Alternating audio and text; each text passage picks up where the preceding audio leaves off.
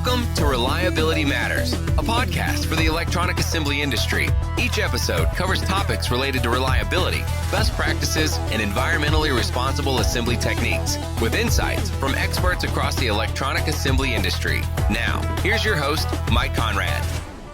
Thank you for joining me. I hope you are all well. I'm just switching over to a different screen so I can make sure I'm being heard, and apparently I am. If you have any comments, please feel free to put them up on the comment section if you're watching this on LinkedIn. Hello, Mark Hughes. It's good to see you. Thanks for being here, my friend and colleague and guest on this podcast. Thank you again for joining me on this live stream. Normally, the Reliability Matters podcast does not do live events. We normally pre-record, but this time we decided to throw caution to the wind. We'll decide later if that was a good idea, and we'll see how this works. Thank you for subscribing and watching or listening to the Reliability Matters podcast. I'm so pleased that you're part of our podcast family, and I'm also very pleased to report that we have, as of this morning, a little over 20,000, almost 21,000 downloads. So that is extremely exciting. I really appreciate the support our industry has given this program. Our first episode was on July 12th, 2018, and I literally recorded that in my closet because that was the only place I could get kind of the acoustically superior sound compared to the rest of my house, which was very echoey. I've since built a studio, and I'll give you some studio views later on in the broadcast.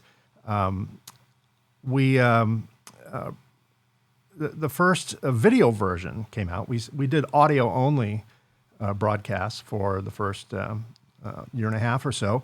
And then in August of 2020, we started the Reliability Matters YouTube channel. And so for those who like to watch rather than listen, the YouTube channel is available. Normally we don't broadcast on LinkedIn. It's just YouTube. Today is a little bit different, of course. We've had in the last 100 episodes, I've interviewed 117 guests, all subject matter experts in their field. And they range from all sorts of subjects, from failure analysis to best practices in reflow, printing, solder materials, thermal management, and so much more. Our podcasts are currently available on Apple Podcasts, Google Podcasts, Spotify, Amazon Music, iHeartRadio, and at least 1,000 other channels. I'm not sure where you listen to it on, but it's available in a lot of different places. And we also have this show syndicated on Circuit Assembly Magazine's PCB Chat at pcbchat.com and at Ascendo Reliability at reliability.fm. And I'm very grateful to our two syndicators for syndicating this show. That would be Mike Butow, editor-in-chief of Circuits Assembly Magazine, and Fred Schenkelberg from Ascendo Reliability. So I'm very grateful to those folks for syndicating the show. Today's show is, again, quite unique. I don't have any live guests on the show. I'm the only person live for this episode, for this broadcast. But we're going to show clips from prior shows. I can't really say these are my favorite clips because they're all my favorite clips. Each episode is, it's kind of like children. You like all your children. You love all your children.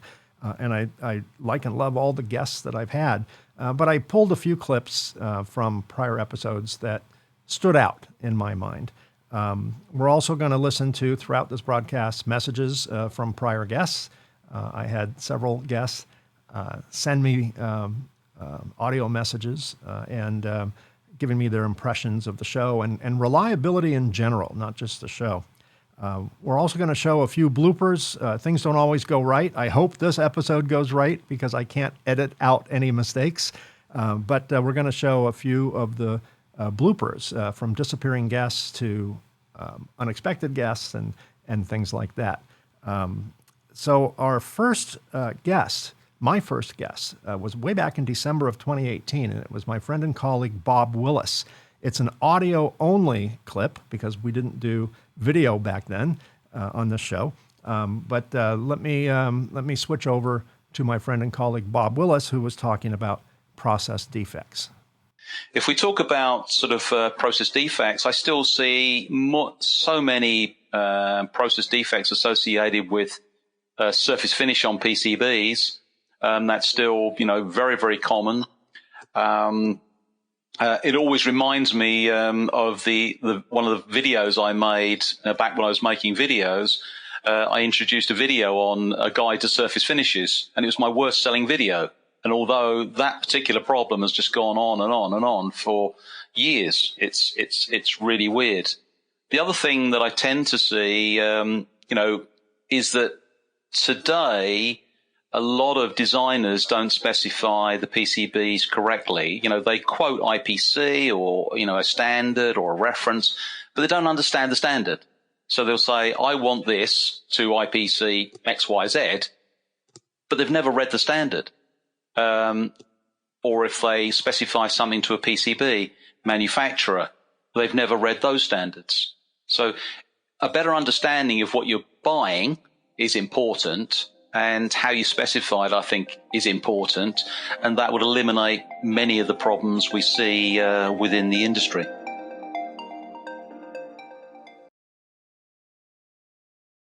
Okay, that was my friend and colleague Bob Willis on episode number 1, recorded in my closet.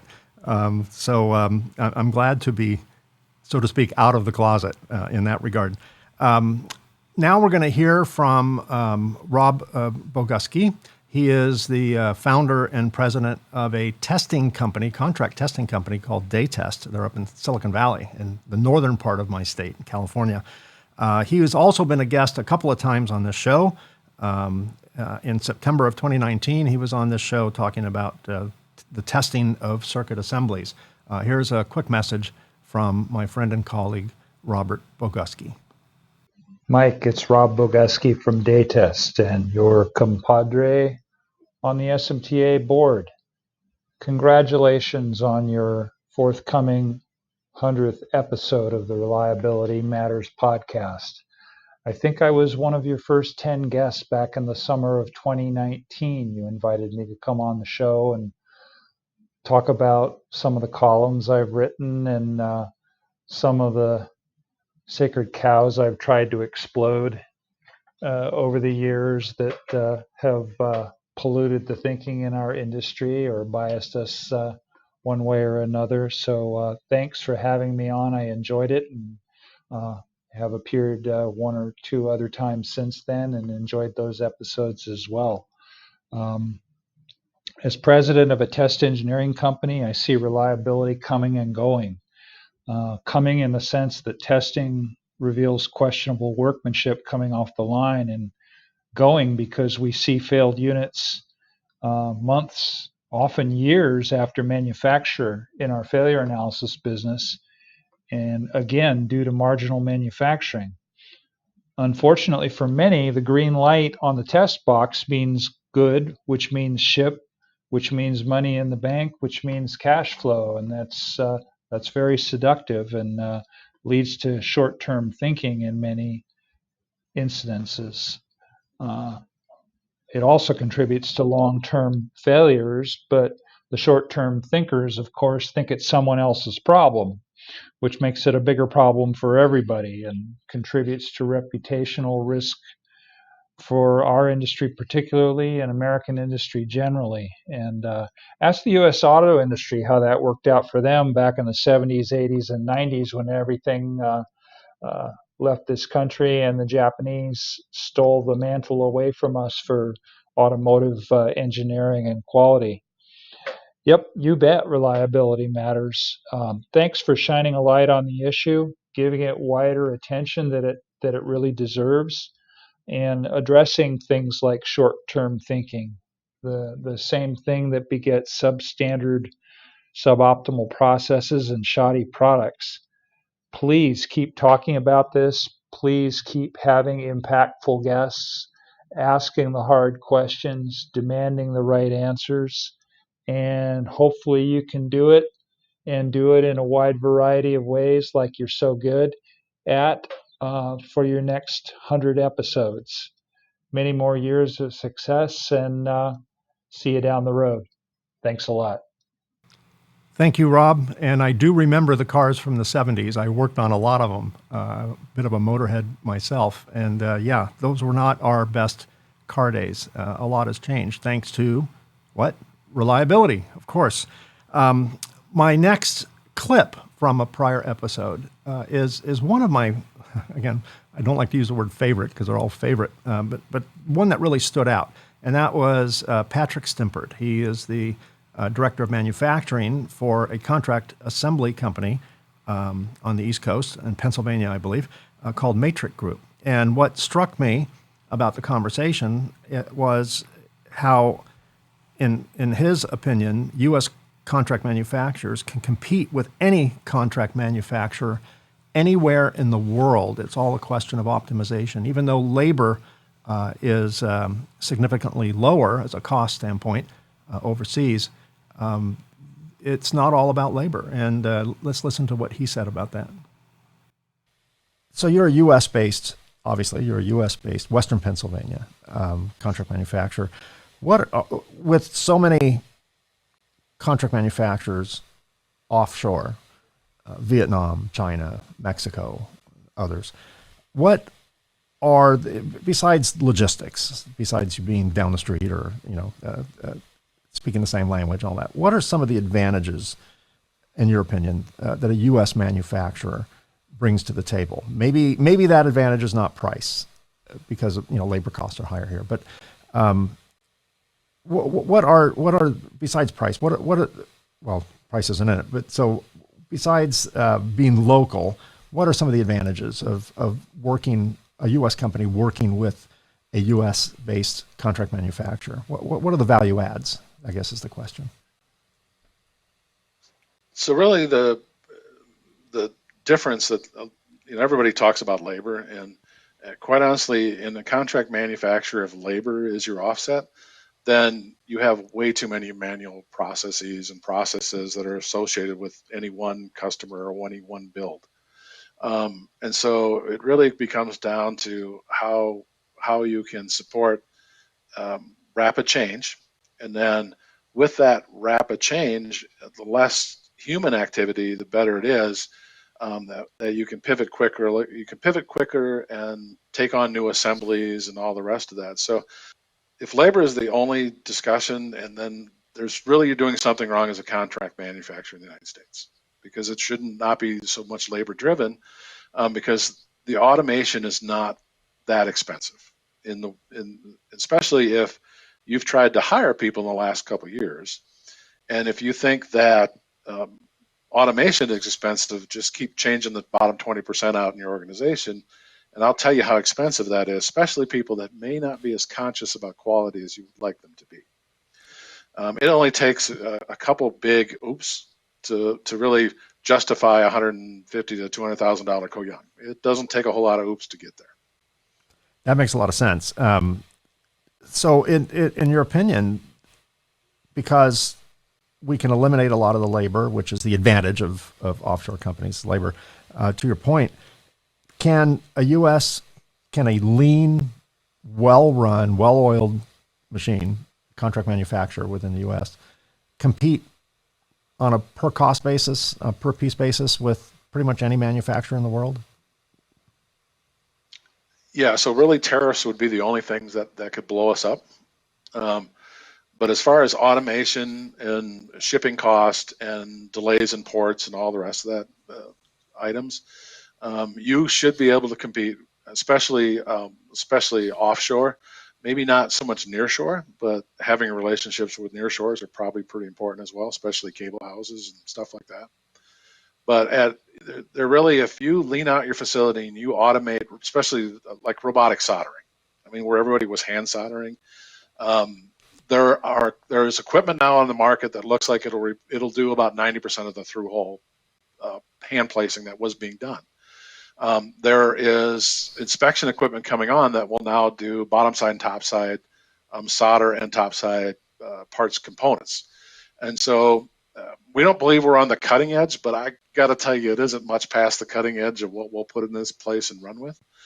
Because I do have that kind of one of that core principles is I don't want to put technology out on the floor that our people can't grow with and be part of. And so we do want it tested. We don't want it correct before I put it on the floor. But getting machine 2 of the build, we've done that here before. We can compete with any country in the world. If labor is your major concern, you have too much labor. Interesting, very interesting point. Next, we're going to hear from my first, or not my first guest, but one of my earlier guests, which was Doug Pauls. Doug Pauls is a senior fellow at Collins Aerospace, and he was the chair of the IPC task force. He called it the Rhino Group, and that was the committee that changed the cleanliness standard.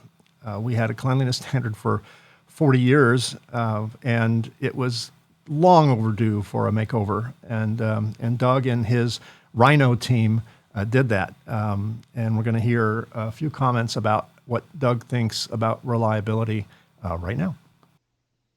Hello, this is Doug Pauls, a technical fellow at Collins Aerospace in lovely Cedar Rapids, Iowa. I had the pleasure of being on one of Mike's early broadcasts, one of his podcasts, related to the work that I led defining the new cleanliness standards in IPC J Standard 001. I have to say it was a very enjoyable experience. Mike and I have known each other for years, and Mike is a natural at this sort of thing. I had a blast.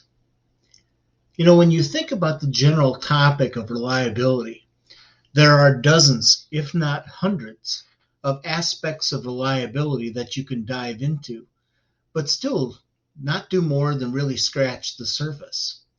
I have spent over 35 years focusing on just 2 aspects of reliability: electronics cleaning and conformal coating. And I have to say, I'm still learning new stuff each day. There are precious few educational offerings out there in the electronics industry, especially related to the processes of manufacturing electronics. So when you find a knowledgeable authority, like Mike, who can relate things in a way that almost anyone can understand, well, that is a gem to be treasured. One of the things that we engineers do is to make things smaller, cheaper, faster, and lighter. And when you make things smaller, cheaper, and faster and lighter, it means things are getting much more dense in the circuitry. And when that happens, you have to constantly reassess what you know about various aspects of reliability to see if it's still relevant. Maybe you have crossed a threshold where what you knew before is now no longer good enough. You know, one of the benefits of being in the industry so long as Mike and I have is that you get to know the experts in various areas, and you can tap into that network of knowledge. I think that the Reliability Matters podcasts help people to plug into that network much faster. I think it's an excellent offering, and I recommend it to anyone who is looking to become more educated in electronics manufacturing. Mike, I want to thank you for doing this. I regularly listen to your webinars. You are a very, very smooth speaker. And often I like to see how you take a complex topic and make it more understandable to the lay individual. The changes in electronics manufacturing are happening so fast that it's easy for an individual to get lost. Your podcasts are a very handy navigational tool. Keep it up. I love what you're doing. Thanks.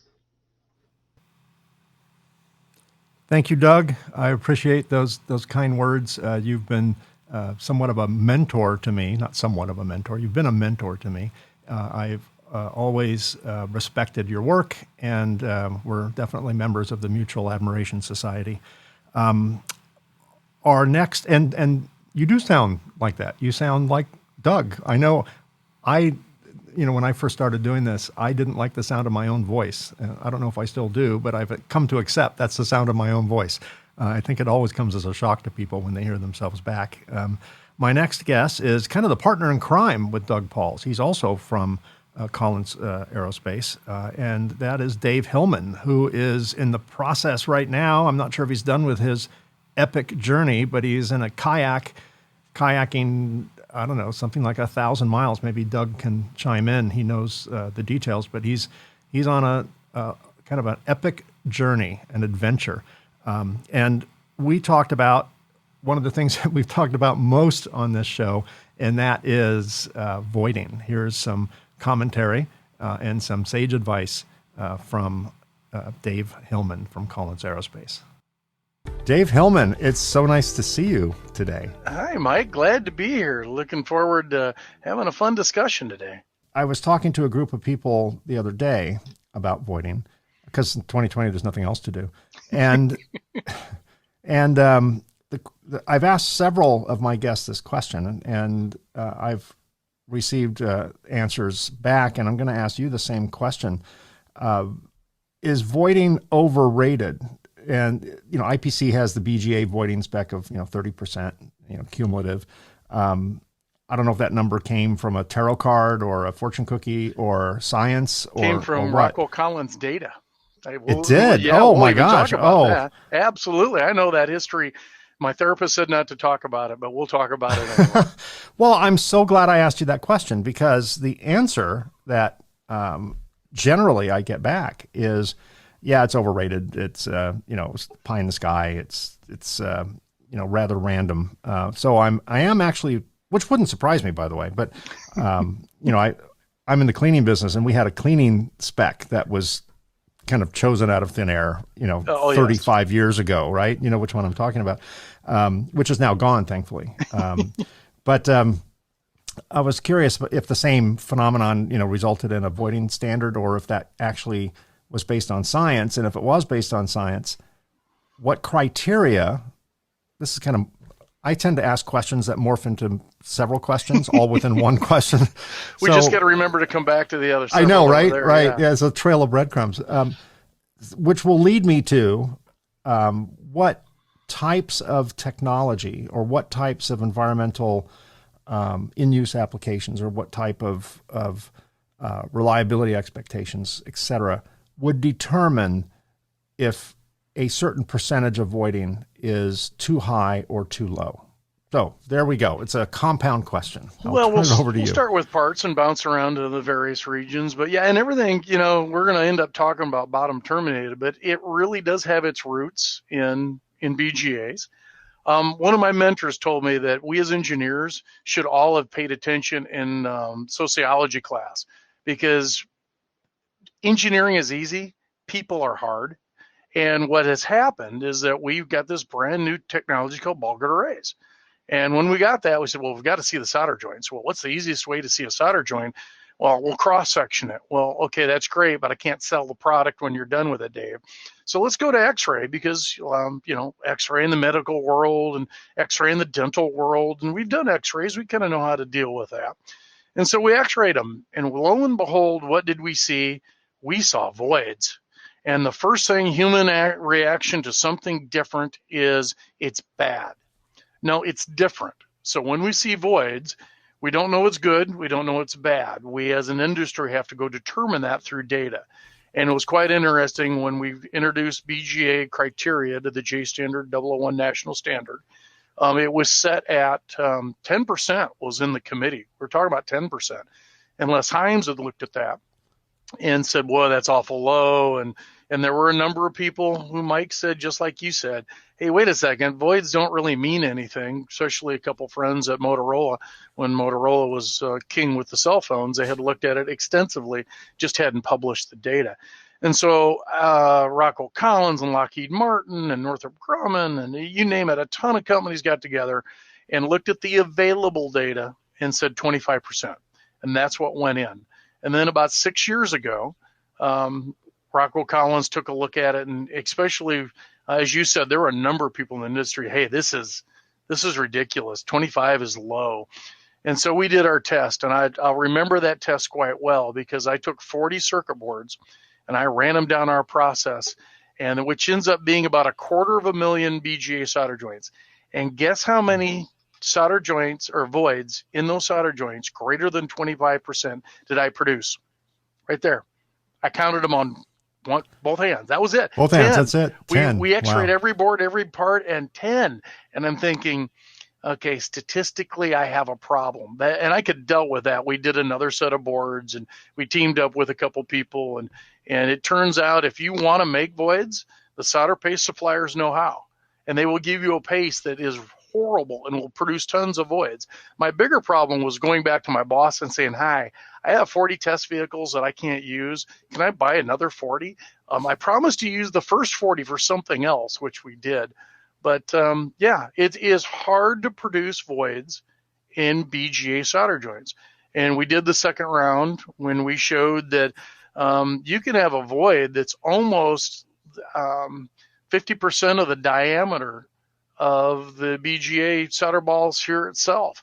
And if it's going to fail, it's going to fail, regardless of that void. There's been this long discussion, well, a void will blunt the crack growth, or no, the void causes the crack to grow faster. And in the end, it comes down to just good old global CT mismatch. If I can take a perfectly solid, no void BGA solder joint and fail it because it's in the wrong place, in the wrong design, and the wrong stress.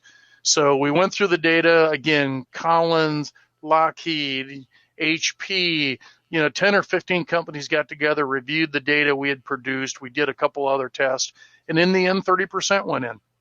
And it's 30% of the X-ray image area. And if you go do algebra, which my co-op did and actually saved a very embarrassing math mistake in a published paper, that ends up being, if it's 30% of the X-ray image area, that's 57% of the diameter. And so, whether you're looking at it and thinking geometry or just thinking X-ray, very robust. And kind of like plated through hole fill, which probably something else we'll talk about today. If you're at that level, something's wrong. Something is seriously wrong. Our normal ball grid array voiding percentage today in our Coralville facility is 2 to 3%. We've teamed up with our solder paste manufacturer. We've refined the profiles, and the solder paste suppliers produce some great materials. You just got to use their materials. They understand what causes voids for most of it, and they know how to work that. So what happens when we get to QFNs? We X-ray them, and in that thermal pad, which you'll hear me call the belly pad, and the IO pads I call the fence, because to me, and you know this better than I do, trying to get cleaning solution past that fence to get in that other area is I think it's impossible. I don't know how you do it. It's amazing what the cleaning chemistry is designed and the equipment designed, how we even come close to doing that. The same thing. We looked at the belly pad. Oh, there's voids there. Oh, these are bad. And there's a twist to that. So when ball grid arrays, the voids, the only thing that void really related to was the solder joint integrity. QFNs came into being for two reasons. One, I want electrical functionality. I can push signal grounding through that belly pad.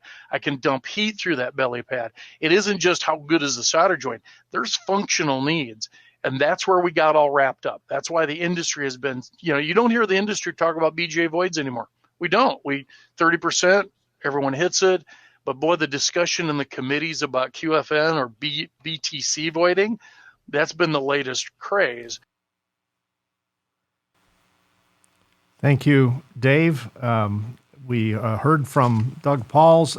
Dave was on a kayak going from the sea to at the start of the Missouri River and down to the Gulf of Mexico. And he's presently in southern South Dakota.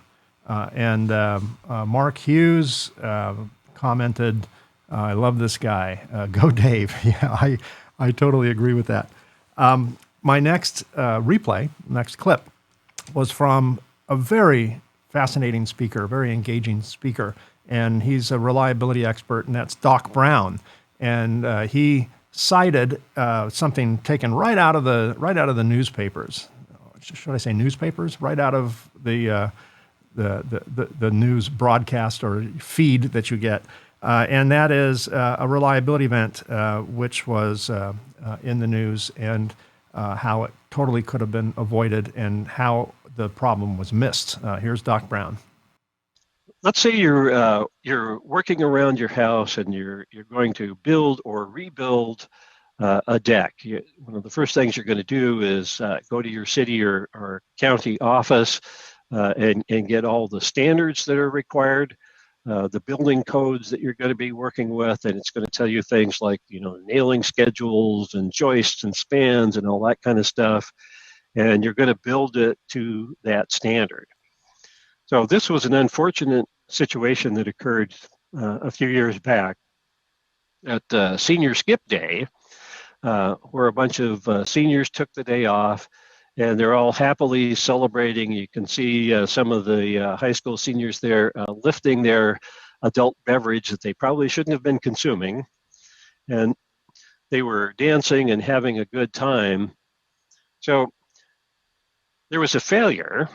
You can see the deck kind of beginning its collapse there before, and then the after picture shows what happened. Mercifully there were no fatalities, or I wouldn't be showing this. But so what happened here? It was built to standard, and yet it failed. So the underlying supposition behind those building code standards are that the loads on the deck are going to be static loads. That is, they're just going to be dead weights of people on the deck or other things on the deck. They do not take into account dynamic loads, that is, people moving and dancing, nor do they take into account what's called as reasonably foreseeable misuse. So this is a legal term that we as design engineers are required to operate to, that we need to have our designs tailored not only towards the intended use, but also legally foreseeable misuse. So in the simulation world that we work at in ANSYS, we have a lot of really excellent simulation tools that are available. So I like to kind of tee this up in terms of a catchy little phrase that I'll offer for your consideration, and that is rules versus tools. So design rules are great, they're necessary, but they're not always sufficient. And that's where simulation comes into play.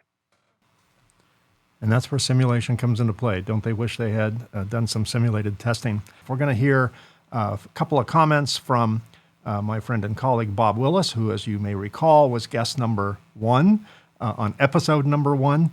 He was kind enough to send a few comments about his thoughts on reliability in the show. So here's Bob. Hello, my name's Bob Willis, and I'm from bobwillis.co.uk. I was a very early guest on Reliability Matters podcast, and it's been a pleasure to provide some insight into the different types of failures that occur in modern electronic assembly. It doesn't matter if we're listening to a podcast 10 years ago, 5 years ago, or 5 years in the future. Some of the process issues that we face will continue. And although we understand why they occur, there may be different issues that have caused that problem to reoccur in a product. Sometimes what happens is we find a solution to a problem, however, we don't find the root cause of the problem. The key thing with any failure analysis is finding root cause, but sometimes companies are just too eager to just find a sticking plaster to allow them to continue production and meeting customer requirements. You always need to go back and find the root cause of the problem. Otherwise, the problem will reoccur, possibly slightly different, but it will reoccur. I think that the recordings, the Reliability Matters podcast, are a useful resource for engineers now and in the future, but it also gives an insight to how different engineers deal with problems. And of course, sometimes people use Taguchi experiments, sometimes people use a scientific approach, sometimes people just jump into a problem and because of their experience are able to solve that problem.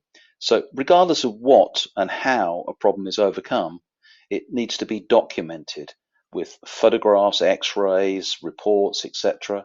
And that's how we pass on knowledge. But with Reliability Matters podcast, it's a discussion between engineer to engineer. And I think that's extremely valuable. Thank you, Bob. Okay, now we're going to go to the Meet the Press episode, which featured Phil Zarro, Jenny Huang, Bob Willis, and Ray Prasad. Here we go. Certainly class 1 device. No one's going to die if I don't get the warning.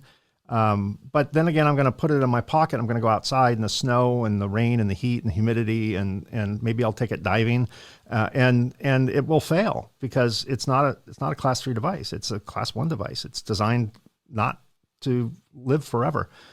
So that's kind of the greater point is if we're going to connect everything, even things that aren't life-saving, that don't necessarily need high reliability, it's still not a good idea for this connected pen to fail 6 weeks, after I buy it for $35. So that's kind of the point I'm making but Mike, some of it is kind of silly, like this pen for the ink.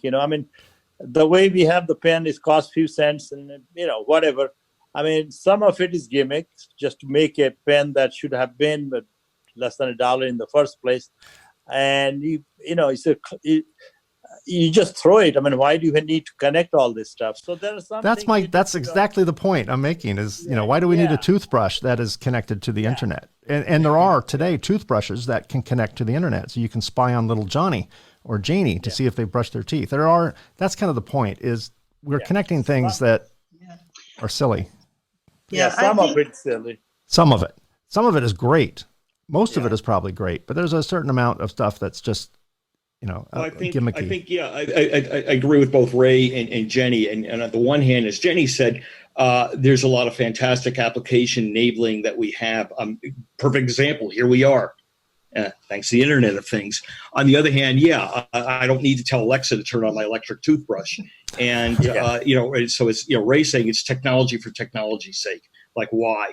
And so in between those two extremes kind of lies, what's practical and everything else. But the other issue with the Internet of Things, I think, is it's more sociopolitical, but the loss of privacy, and I think it's also a generational thing.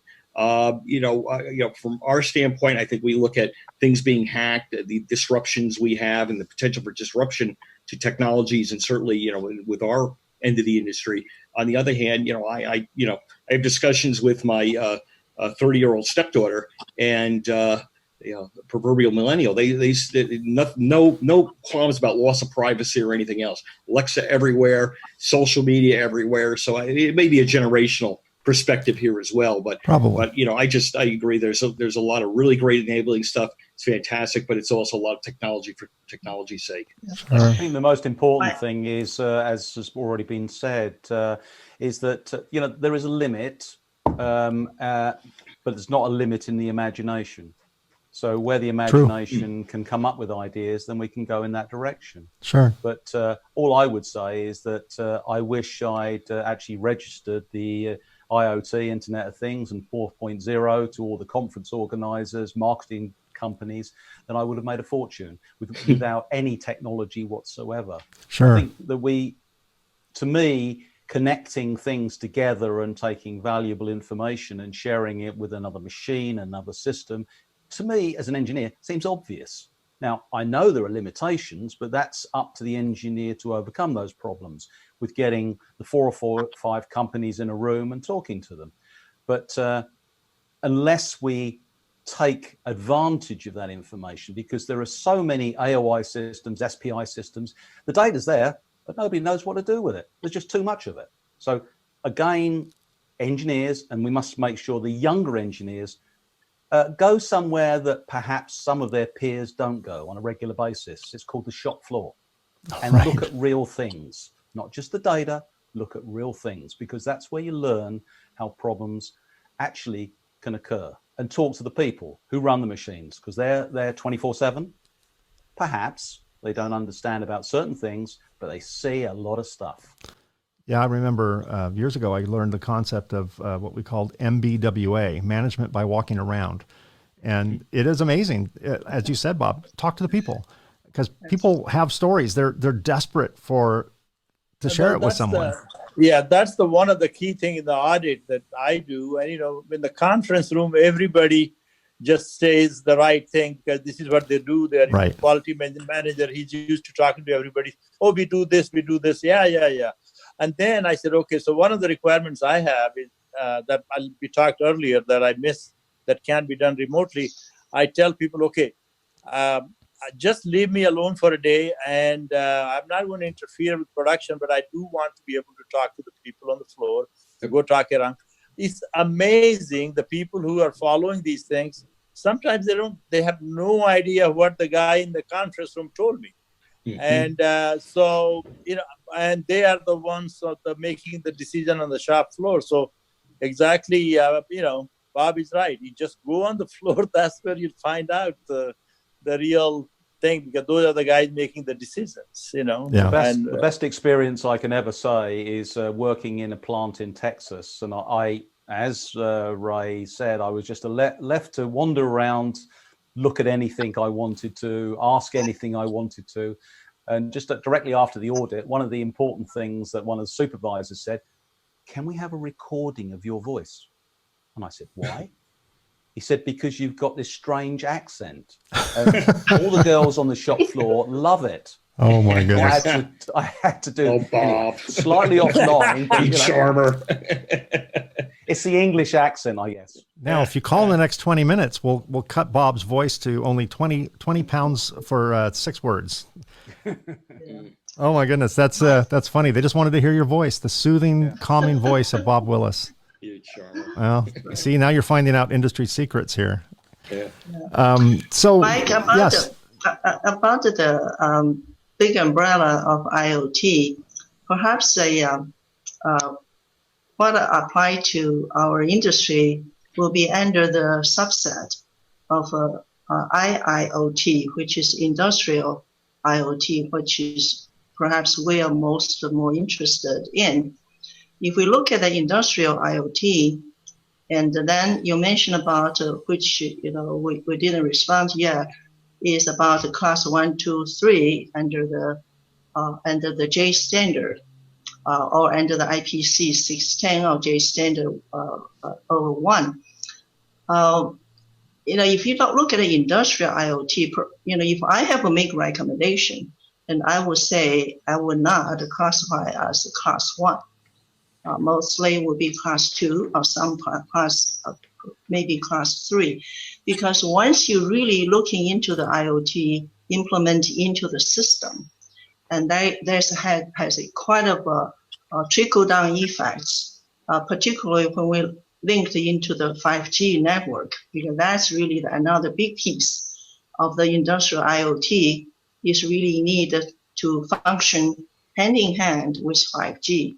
Then once you're doing the wireless, the system become much more complex. Mm-hmm. So that hardware module, we look at our industry to produce the IoT modules, which is, for example, with RF, the power units, application processors, base station processor, all those components on this assembling.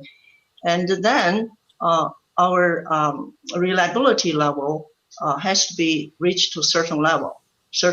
So I think based on the current existing for standard industry standards, if I will have to make recommendations, if people ask me, I would say it will be class 2 or class 3. Mm-hmm.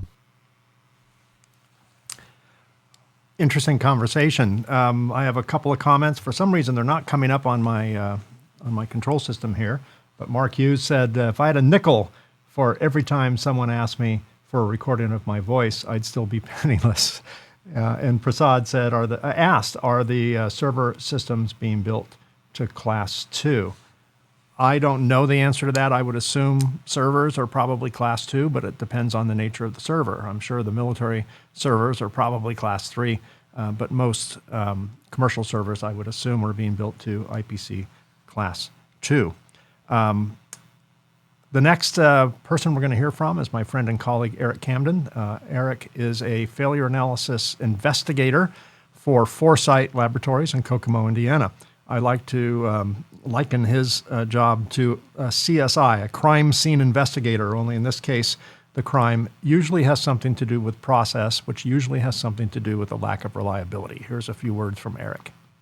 Hi, everybody. This is Eric Camden, lead investigator at Foresight Labs in Kokomo, Indiana.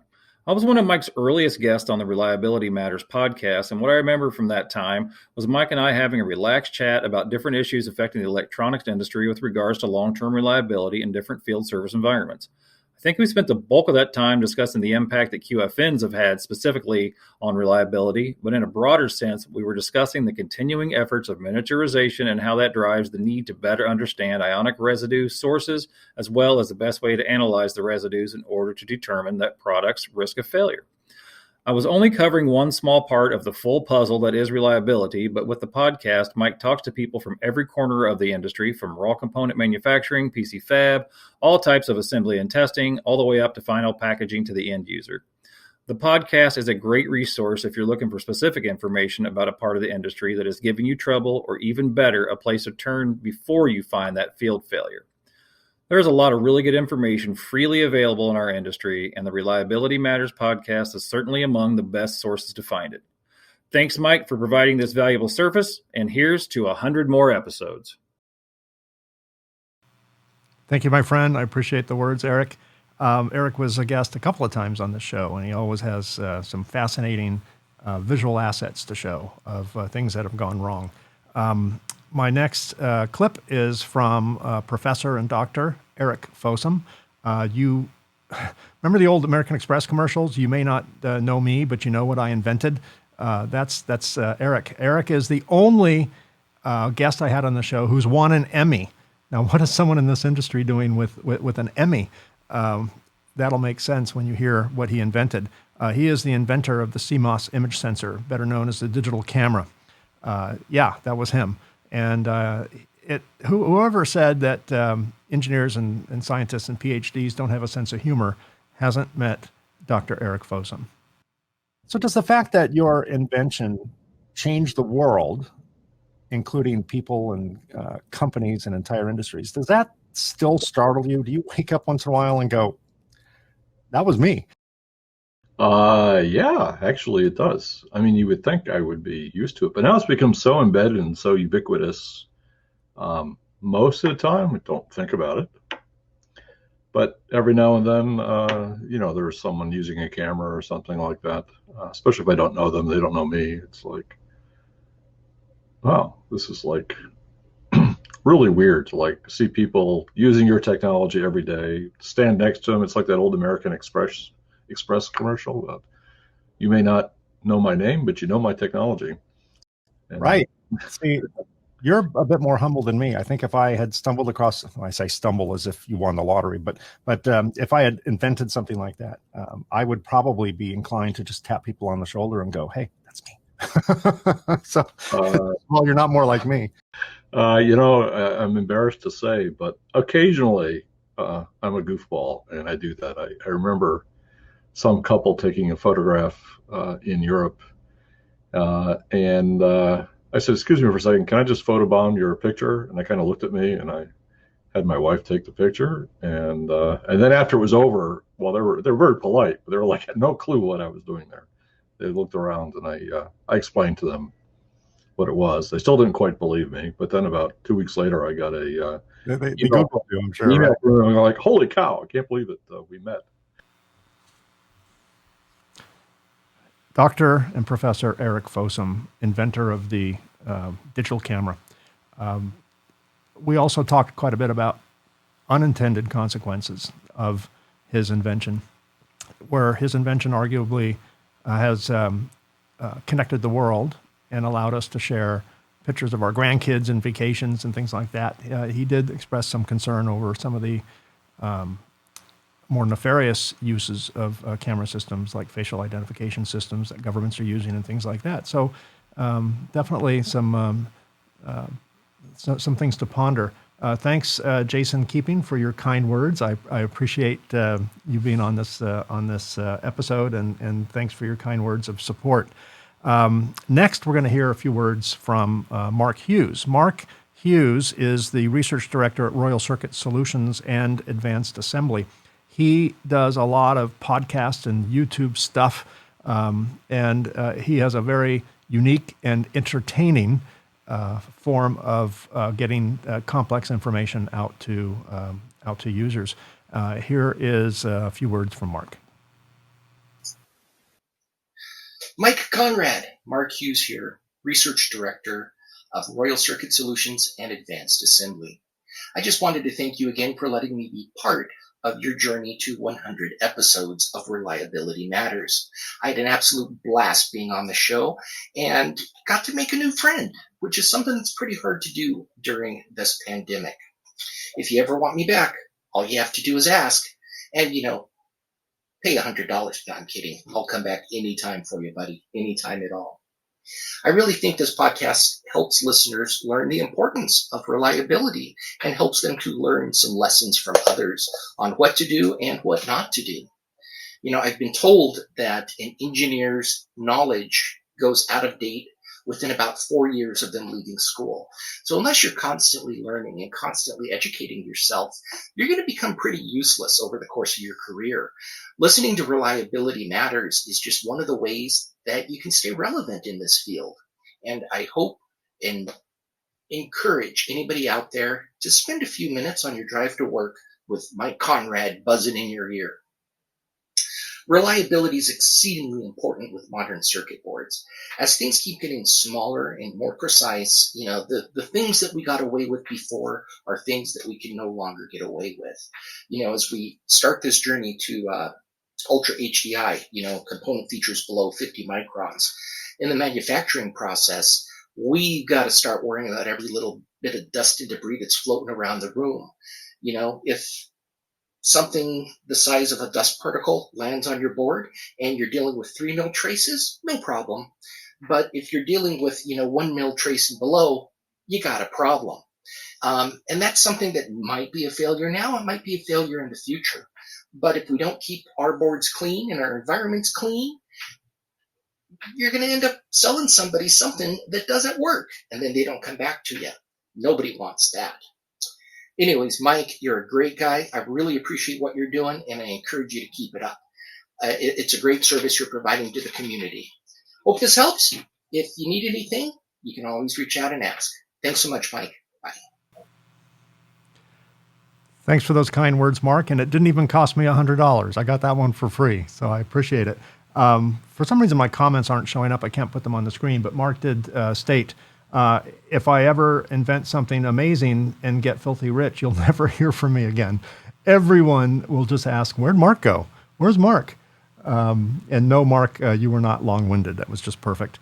Our next clip is from an episode called Meet the Press, and we brought in some journalists from our trade industry, and to talk about all sorts of things. And I think the topic of discussion at that one, and still is, component shortages. And this is Mike Butow, from Circuits Assembly, Phil Stoughton from Scoop TV, Trevor Galbraith from Global SMT and Production, and Eric Miskell of the EMS Now show and online publication.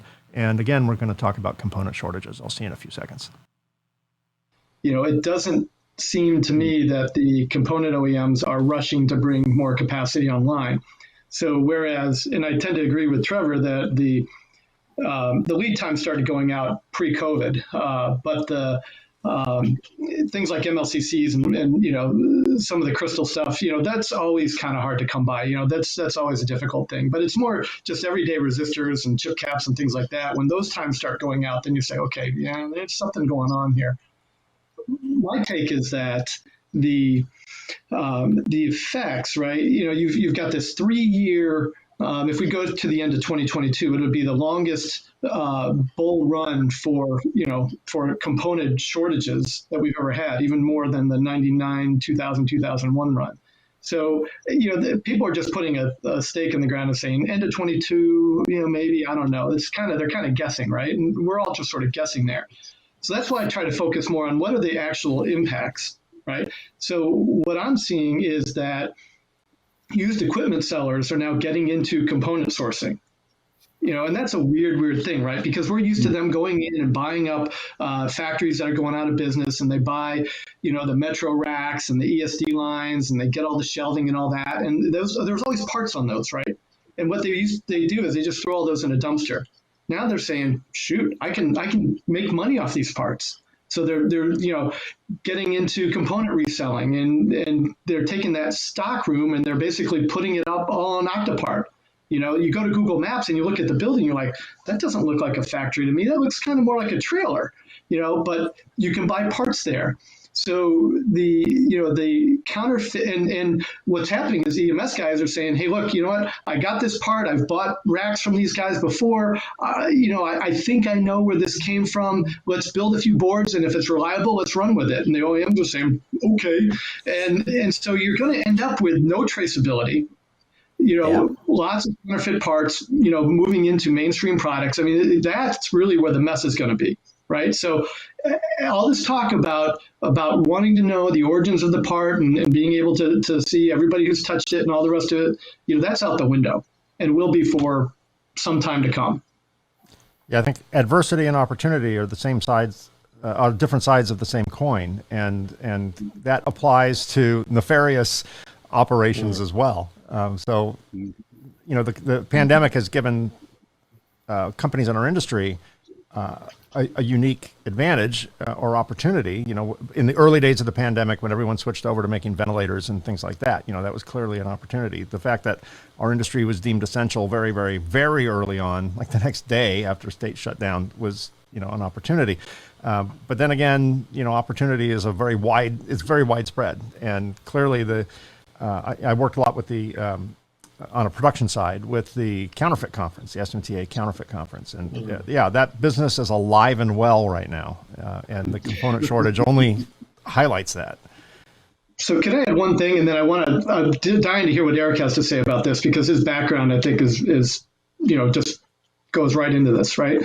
So, I mean, at least one very large distributor is at the point where they're saying, these are the parts available. What can you make with them? Right? It's like MacGyver. And so, that's going to lead to respins and whatnot. And so the trickle down, right, is that, the question becomes, will EMS companies start to push the OEMs to share the cost of parts, almost like a consignment model? And, because otherwise that's a lot of carrying costs for EMS guys, no matter how big or small they are. And even for OEMs like you, Mike, right? So you're tying up a lot of capital in parts. Now, you get to make the decision whether you're going to redesign the board or not. But the EMS guy doesn't have that option, right? It's the OEM may say, hey, look, you can't get this part, let's redesign. Now the EMS guy is stuck with a lot of material that may or may not be reusable inside their own factory. So who's responsible for that inventory when a board is inevitably respun? Okay, that was Meet the Experts. We're running a little bit behind here. We're going to speed things up. I do want you to stick around for the broadcast fails that we had. I think those are worth the wait. They're rather funny. But in the meantime, let's hear from my friend and colleague Fred Schenkelberg. He is the creator of Ascendo Reliability. You can find that site at reliability.fm. As I said earlier, they syndicate the show. And if you go to reliability.fm, you'll not only see this broadcast, you will see dozens of reliability-based podcasts and webinars and things like that. He has dedicated his work to creating this free resource for not just our industry, but other industries as well. Here's a few seconds of words from Fred. Hi, Mike, and congratulations on making 100 episodes for the Reliability Matters podcast. That's a remarkable achievement for any podcast, and I'm quite sure you're just getting started.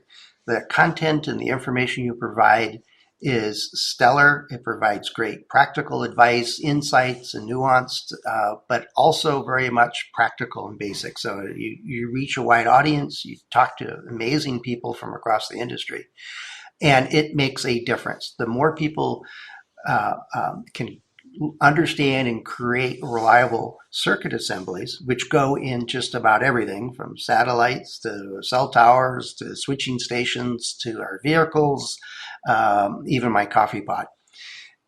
We count on them on those elements of our life to just work. And that's what reliability is about. And so the show that you're putting on makes a difference. I enjoy listening to it. And here at Ascendo Reliability, we have the reliability.fm podcast, Reliability Podcast Network, and we're very proud to have you as a member of it. So keep going, Mike. I'm looking forward to the next milestone, which, by the way, is not 200, but 1,000. And I'm quite sure you'll have a great time getting there. Talk to you soon. Bye. When I started this, thank you, Fred. When I started this podcast, I thought we would do about 10 episodes and then move on to something else. I didn't have any vision at all that we'd make it to 100. And now Fred just said 1,000. So I don't know if we'll make it to 1,000, but we'll certainly keep going until no one shows up.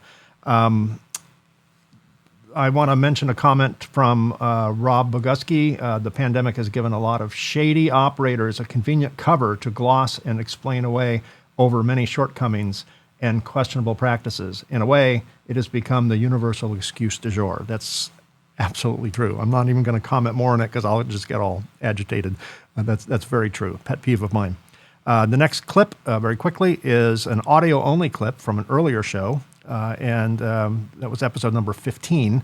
And this features Michelle Ogahara from Seika and Sherry Stepp from Kaizen, and they talked about their experience as being women in the electronics industry. Here we go.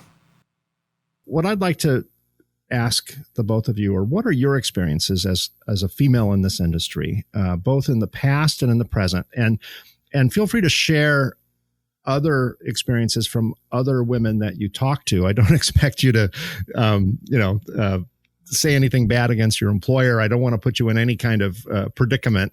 But just as in general, what are your experiences as a female in this industry when you first got into this industry, both of you 20 plus years ago, and all the way through to today? I think that for myself in the beginning, it was really natural to feel a lack of confidence simply because I was new in the industry.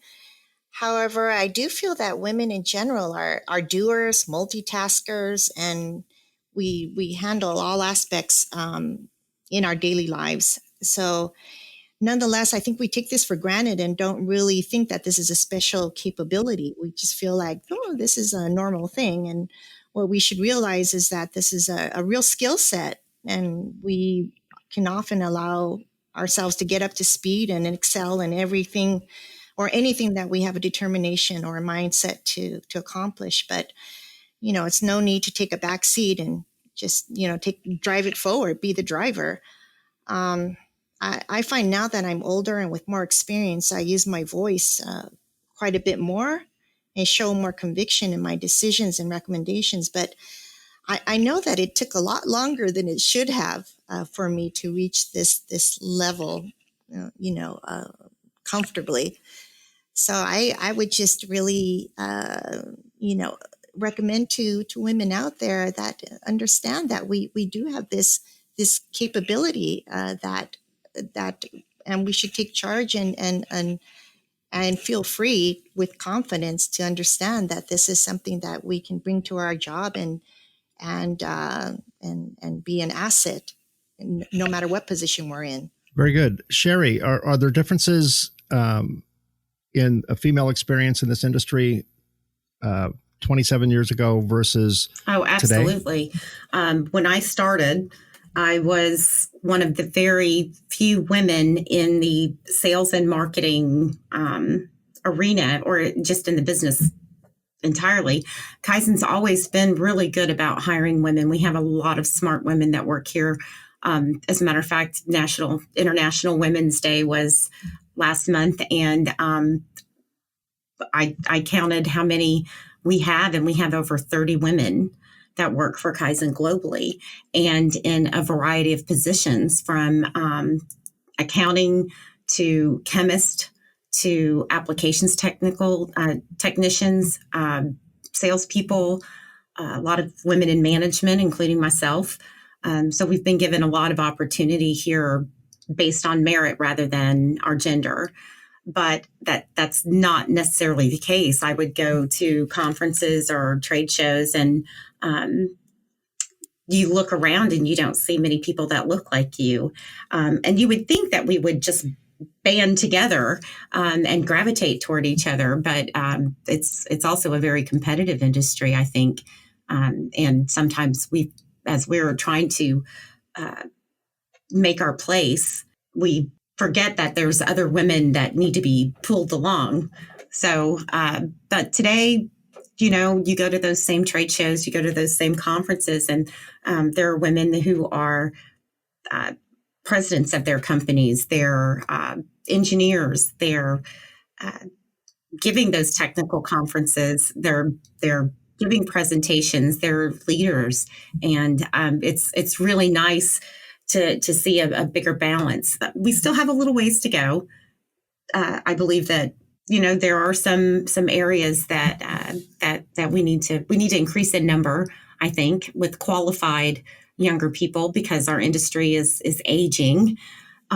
So bringing in new people and not just new young men, but new young women who are chemists and engineers and have MBAs and just have that drive to be able, even, machine operators, all of it. Thank you, Michelle and Sherry, for those comments. Real quick, we're going to hear from Chris Denny. Chris Denny is the CTO of Worthington Assembly, a contract manufacturing company. This came from episode number 70. He was a guest on actually episode number 74 back in August of 2021, last year.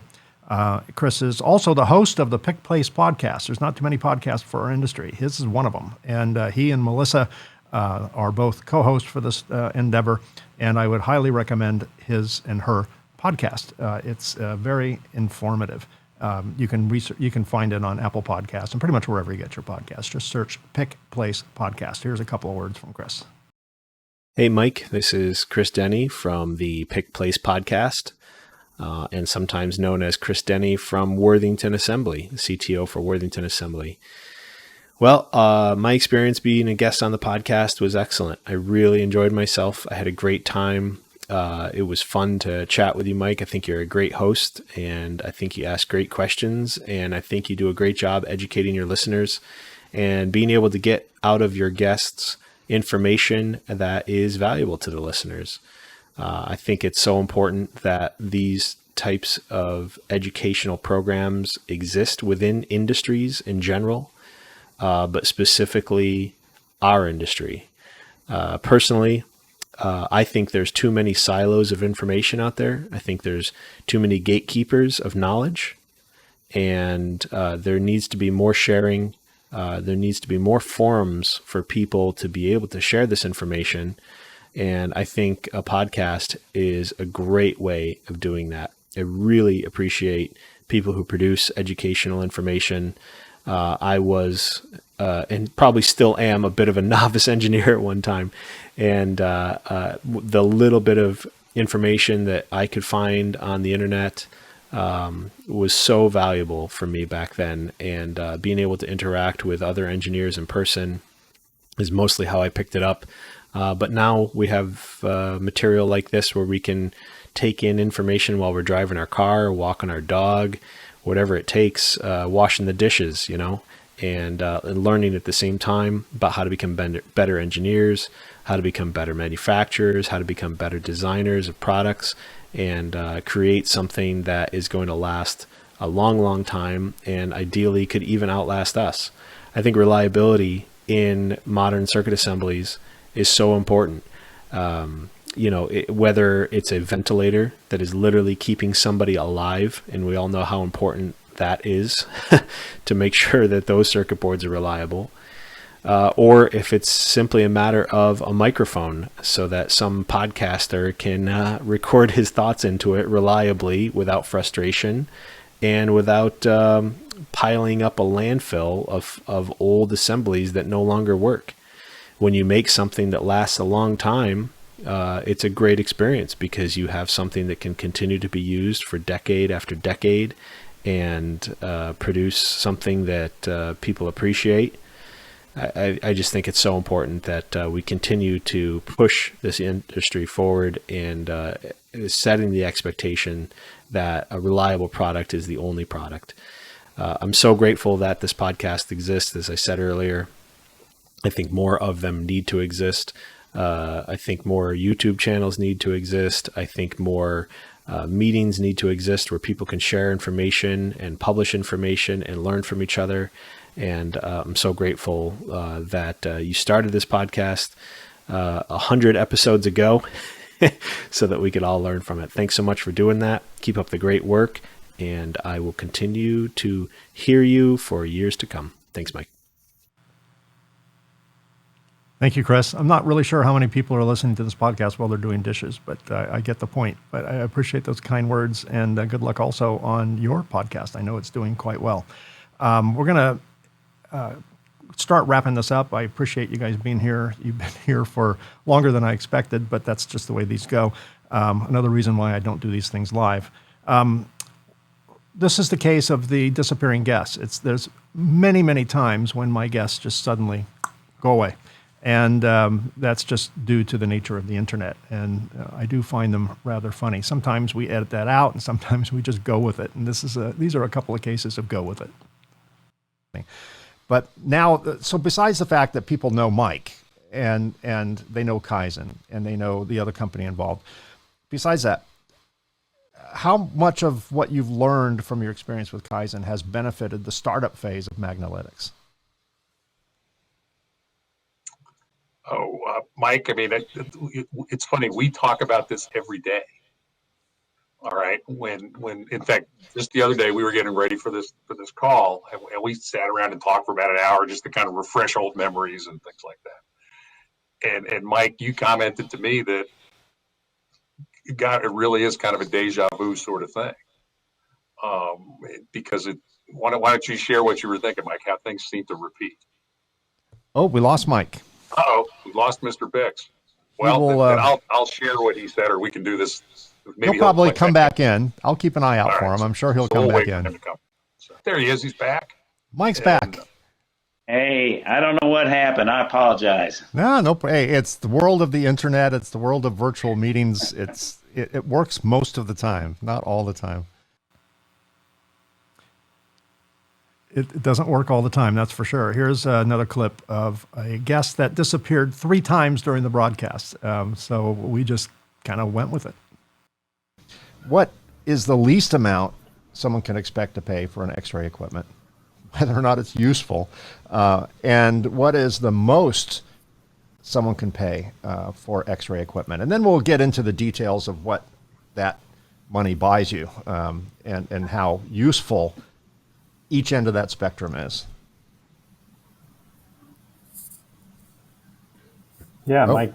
We seem to have lost Keith again. I'm sure he'll be back, but in the meantime, let me switch to a more appropriate screen. And as soon as Keith comes back, we'll bring him back on screen. And not only, by the way, that was Keith Bryant and Dr. David Bernard in that last clip. Not only and Mike Bixaman and Tom Forsythe in the clip before that, not only do guests suddenly disappear, sometimes we get an unexpected guest that just randomly shows up. But potentially for LGAs that are overlapped or QFNs that are overlapped side 1 and side 2, you may not know where the voiding is. Is it at the die level? Is it at the substrate level? And whether it's side 1 or side 2. And the potential, although I would say it's a nice to have, not absolutely necessary to have, would be within a board shop to actually go and have that functionality as an additional extra. When it comes to tomography CT, CAT scans, then they can be added again as an option to some 2D systems. But for the people who are doing it for investigations and specialist applications, then they tend to be standalone systems for technical reasons that allow high precision movement of the sample and multiple images. But you're talking, rather than seconds to capture an image, you may be taking minutes or hours to actually achieve it. And you're looking at a model, and that's where the non-destructive testing for castings and things like that uses it all the time. So that's my take on it. So 2D, maybe laminography, probably for most board shops, not CT. Go to a supplier who could provide that, probably, until or unless you're doing it so often you have to take that functionality yourself. Anything to add? And welcome back, Keith, for those people who are watching on YouTube. We actually have 5 guests. We have Keith and his dog, who is desperately trying to get into the picture. What's your dog's name, Keith? Duke. Yeah, he's Duke. Definitely trying to, and I'm trying to. I see you moving your camera, trying to get him out of the picture. He's totally welcome on Reliability Matters. We're a dog-friendly show here. Yeah, Duke, the subject matter expert. Our last clip is with Amit Dror, who is one of the founders of Nano Dimensions, and the clip doesn't really talk about technology. That episode does, but the clip doesn't. However, sometimes we end up getting some just golden nuggets of advice that you can apply way beyond our industry. And I'll let Amit give us that advice. There is one question that has absolutely nothing to do with Nano Dimension. But in looking at your bio, you're kind of a serial entrepreneur. You know, this is not your first rodeo. And one of the companies that you founded just stood out, and I have to ask you about that. Milk and Honey Distillery. What's that about? Well, okay. So the credit goes to another co-founder of Nano Dimension, Simon Fried, friend of mine. And he actually came up with an idea just before we founded Nano Dimension. He said, you know, we live in Israel and there is not even one proper whiskey distillery. And I said, well, Simon, you know, there isn't proper whiskey distilleries pretty much anywhere aside of, I don't know, Scotland, Ireland, the US. There you go. You don't Yes, get them. sure. And he said, it's about time to have one in Israel. And we hooked up with another co-founder of the Milk and Honey Distillery. And we just decided we're going to have something we could all be proud of, which is a proper, real whiskey distillery. And we did. We just said we're going to do it. Today, it produces more than 250,000 bottles. It actually wins a lot of prizes. Just won quite a few awards in recent few months. And we are exporting it to, I guess, 24 countries. That's obviously, amazing. US is a major market, so you should give it a try. I will look for my it. subjective opinion that it's pretty good, but hey. I will definitely look for it. You don't pick easy projects, do you? You don't pick projects with immediate returns. You know, you can't just open a distillery and sell a bottle of whiskey in a day. There's things like aging and things like that, right? So I think the key thing in life is do things you're passionate about rather than you know shortcuts, because yeah, you know, we all need to bring on a salary to live, but if we're not happy with what we're doing, it's pretty difficult. I mean, so as long as you're passionate about it, you do it. And I'm pretty passionate about whiskey and also about transformative technologies. So yeah, well, that I see how shows. it's linked. So clearly, a bottle of Milk and Honey whiskey is included with every Dragonfly system, right? Well, now that you mention it, I guess it is. Now it is. You heard it here first. Heard it here first. The key thing in life is to do things you're passionate about. That's pretty sage advice for a technical show, especially. As we wrap up, first of all, my apologies for going late. Thanks for sticking with me. I appreciate you being here. And a sincere thank you to my 117 guests that I've had the privilege of learning from over the past couple of years. And of course, the 20,800 plus people who have downloaded this content from the show. Without all of you, listeners and viewers, I would just be a talking head, and Lord knows we have way too many talking heads these days. Again, a special shout out to Mike Buteau at Circuit Assembly Magazine's PCB Chat for syndicating the show, as well as Fred Schenkelberg at Sendo Reliability at reliability.fm. PCB Chat can be found at pcbchat.com, and Sendo Reliability again at reliability.fm. Thank you, Mark, for the kind words. I appreciate that. I promised a quick behind the scenes. I have one of the most common questions I get asked. Isn't a technical question at all. It's like, how do you put this together? What kind of equipment do you use? So let me just switch over to my little trusty handheld camera, and I'll just give you a very quick tour of the studio. This is the mixer. This is a Rodecaster Pro 2. This allows me to, has all the faders and all that kind of stuff. And this is what weaves all the camera inputs and things like that together. Then, of course, my trusty MacBook Pro. You'll notice there's a lot of lights in this business right back there. And that's because it takes a lot of light to properly light a green screen. Of course, the green screen is right behind me, which, let me show you the green screen. I can turn off. There it is. There's the green screen. That's where the magic.